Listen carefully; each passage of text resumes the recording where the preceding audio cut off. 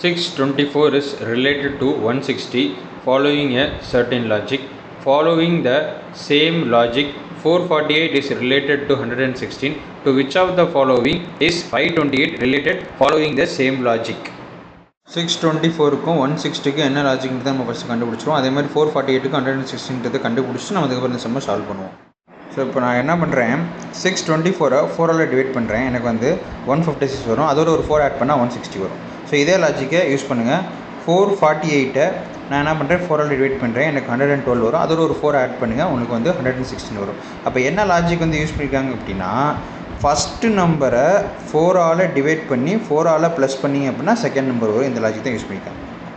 So அதே மாதிரி 528க்கு நம்ம என்ன லாஜிக்ன்றதை நம்ம என்ன நம்பர்ன்றதை நம்ம கண்டுபிடிப்போம். ஸோ நான் என்ன பண்ணுறேன், 528 நான் 4ஆல் டிவைட் பண்ணுறேன். எனக்கு வந்து 132 வரும். அதோட ஒரு 4 ஆட் பண்ணேன் அப்படின்னா எனக்கு 136 வரும். இதே அந்த சம்முடைய ஆன்சர்.